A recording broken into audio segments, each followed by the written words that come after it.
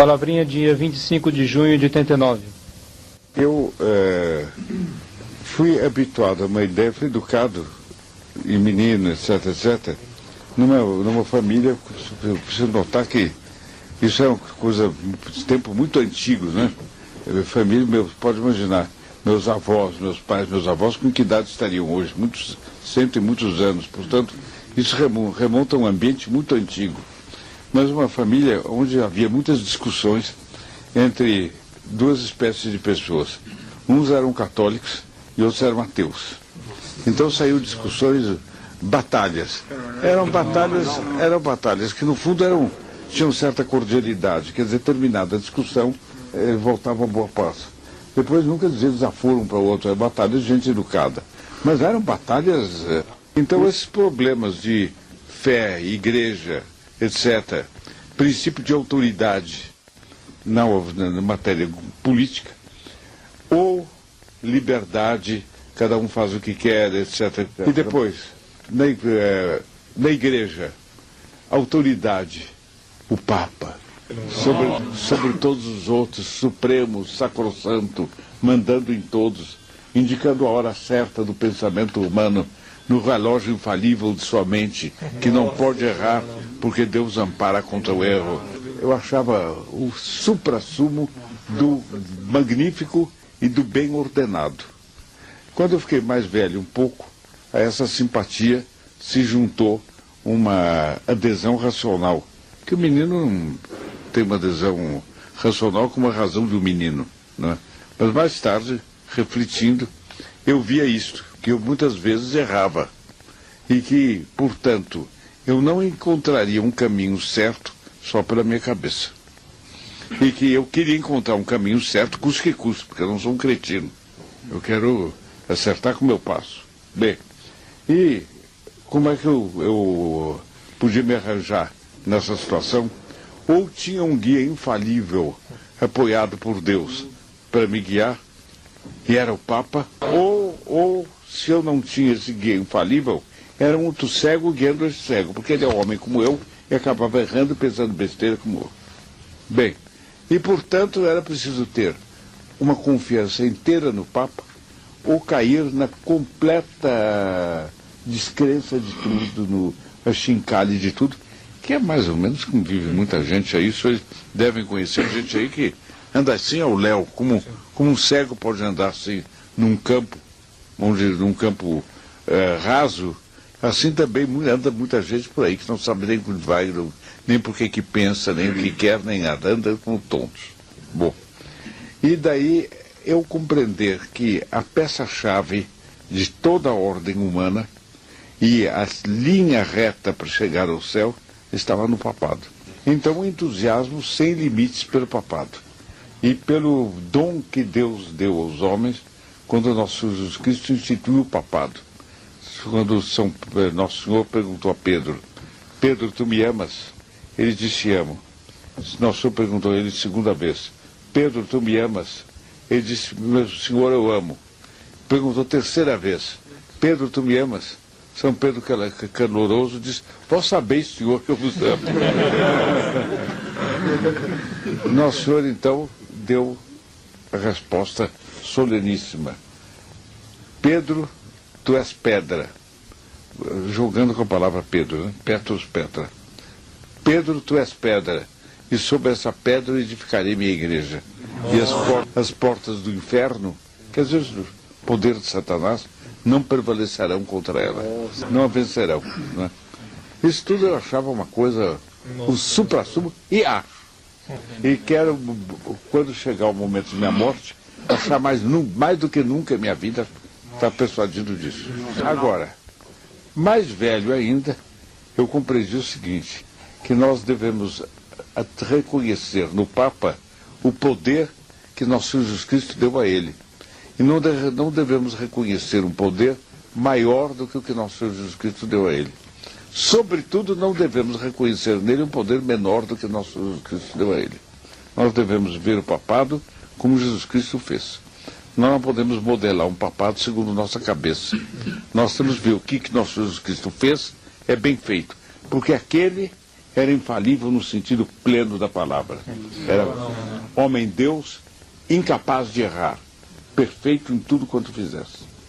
E a igreja nos ensina que há ocasiões, há circunstâncias, etc., em que o Papa, num documento não dogmático, não oficial da igreja, pode cair em erro. E, portanto, cuidado no que é que nós vamos crer e no que é que nós não vamos crer. O senhor dirá, mas como é que o senhor vai corrigir um documento de um Papa, o senhor, que diz que é um homem capaz de erro? Como é que eu, havemos de acreditar quando o senhor diz o Papa nesse ponto está equivocado? Esse é um sistema muito simples. Há 2000 anos que os Papas vêm fazendo documentos. E quando os documentos dos Papas, mesmo documentos não infalíveis, seguem durante 1000 anos uma mesma orientação, e um Papa novo contrariar, disser o contrário daquilo, o que vem novo está errado. Não sei se me exprimi bem. Então nunca é pretender entrar em desacordo com o Papa da minha própria cabeça, porque eu sou falível, mas ver o que disseram os Papas anteriores. Porque se um Papa novo diz alguma coisa que é contrária a que os Papas, numa longa sequência de 2000 anos, disseram de outro modo, esse coitado errou. Não sei se está claro. Mas como é que a gente deve fazer quando a gente está em desacordo com o Papa? Os senhores conhecem o famoso caso de Noé, depois que baixaram as águas. E Noé, uma ocasião, eu não me lembro mais se ele comeu um número excessivo de uvas ou se ele fez um caldo, que era o vinho, e bebeu. Mas bebeu demais, a Bíblia conta isso. E ficou bêbado. A Bíblia não diz que ele tenha feito isso por má fé. A gente tem a impressão pela narração que ele não sabia que dava aquele efeito. Bem, e bêbado tomou uma atitude descomposta. E alguns filhos dele deram risada da atitude que ele tomava. E um filho filho bom, filho que amava, pôs um pano sobre ele, respeitosamente, para ninguém ver o que Noé nesse estado. Porque não representava a verdadeira atitude de Noé. Noé disse, era um homem composto, digno, um homem de Deus, não era um bêbado. Este foi abençoado por Noé por todas as gerações.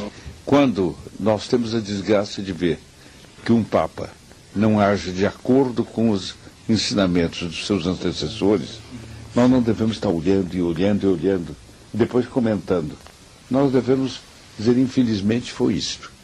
Pôr um pano, não olhar, mas ficar fiel ao que os antecessores fizeram. Então não é eu, homem falível, corrigindo um Papa infalível.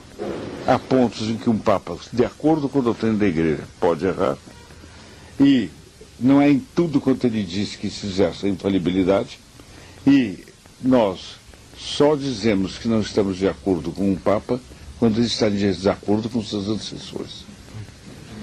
Então é segurança. Estamos apoiados na autoridade de Deus. Daí veio minha admiração. Eu ia dizer adoração. Corrigi-me a tempo. Mas o entusiasmo é tão grande que minha língua iria para aí. Ficou claro, meu filho? Claríssimo, senhor. A grandeza do papado eu a vi sobretudo em fatos históricos do passado. Na minha vida, eu vi a grandeza do papado em alguns episódios. Por exemplo, mas vocês não podem apreciar porque não conheceram esse tempo. No tempo de Pio XI, o nazismo e o comunismo estavam no auge do poder. Eram os dois grandes poderes da Europa. E ameaçavam tomar conta da Europa, um ou outro. Entrar em guerra entre si, quem ganhasse a guerra tomava conta da Europa inteira. Pio XI publicou 2 encíclicas sucessivas. Uma encíclica condenando o comunismo com uma energia única, e da outra, no dia seguinte, outra encíclica condenando o nazismo. Enfrentou os dois poderes de peito aberto. Não disseram uma palavra. Ficaram quietos. E Pio XI, sem soldados, sem tropas, sem canhões, sem bombas de gás asfixiantes, sem nada disso, Pio XI os enfrentou assim. Eu acho grandioso. Bem, como sabedoria, eu estou me lembrando um fato relativamente recente da história do papado. Vocês não vão apreciar bem, ainda são muito jovens. Pio XII publicou, esse foi Coragem e Sabedoria. Agora Pio XII publicou uma encíclica, sobre a qual, aliás, eu estou para publicar um trabalho, uma encíclica não, um discurso, em que ele faz uma distinção famosa entre povo e massa. O que é o povo, o que é a massa. É das coisas mais inteligentes que eu tenho visto o pensamento humano produzir. Um conselheiro do Papa, dizem que ele era diretor espiritual do Papa, com quem tive muito boas relações, um austríaco, padre Leiber, me disse que, quando isso saiu, o presidente Roosevelt dos Estados Unidos mandou agradecer ao Papa, um protestante, hein, por esse ensinamento que ele publicou, que orientava até o governo norte-americano no modo de governar os Estados Unidos. Vocês estão vendo que não é pouca coisa. O episódio mais bonito da história do papado, a meu ver, não foi esse. Foi com o imperador durante a Idade Média, com o imperador Henrique IV, imperador do Sacro Império Romano Alemão. Esse homem era um homem herege, ele era a favor dos erros dos maometanos, das ocultas, era um monstro. E afirmava que os imperadores do Sacro Império Romano Alemão era mais ou menos a Alemanha, a Europa Central. Portanto, uma grande parte da Alemanha. Mas que os imperadores do Sacro Império Romano Alemão tinham o direito de mandar nos papas. Uma loucura. E o São Gregório VII dardejou uma encíclica dizendo não tem. O direito, pelo contrário, é o Papa de muitas coisas mandar no imperador. No que diz respeito à religião, quem manda no imperador é o Papa. O imperador tem a obrigação de aceitar. E o Henrique IV se levantou, revoltou-se. Declarou que não aceitava isso, etc. O Papa o excomungou. É preciso dizer que o imperador do Sacro Império era o mais alto potentado da Terra. O Papa bateu essa excomunhão na cabeça dele. Ele disse, a mim não me afeta, eu vou continuar aqui. Ele acabou vendo. Porque como ele estava excomungado, um imperador excomungado perde o império. E, portanto, todo mundo que devia obediência a ele começou a não obedecer. Não se revoltou. Não expulsou do palácio dele, não agrediu, não atacou. Foi se fazendo vazio em torno dele. No fim, até os criados do Palácio Imperial fugiam, porque não queriam ter contato com esse verdadeiro leproso da alma, que é um excomungado. E ele percebeu que ele tinha perdido o império, com uma só excomunhão. Então ele, em pleno inverno, atravessou de Trenó os Alpes, uma coisa doida, porque o inverno nos Alpes é do outro mundo, e com uma comitiva, e foi encontrar o Papa que estava num castelo do norte da Itália, chamado Canossa. Esse castelo existe até hoje. E eu, nas várias viagens que tenho feito à Itália, tinha a intenção de visitar esse castelo, mas não tive tempo. Eu queria trazer um pedacinho da pedra desse castelo. E chegou em Canossa, ele avisou o Papa que o imperador do Sacro Império estava lá. O Papa mandou dizer que não podia entrar. Ele ficou, então, não tinha hospedaria nem nada, fora do castelo não tinha nada, era neve em volta. Ele ficou 3 dias e 3 noites, ajoelhado de lá de fora da porta do castelo, para pedir perdão. E o Papa não queria perdoar. Afinal, a comitiva do Papa tanto pediu, que por causa da comitiva, o Papa deixou entrar o imperador. Então ele pediu perdão e o Papa levantou a excomunhão. E o valor do papado sobre o Sacro Império ficou demonstrado completamente. É uma perfeição do papado. Fiz uma palavrinha a você. Meus caros,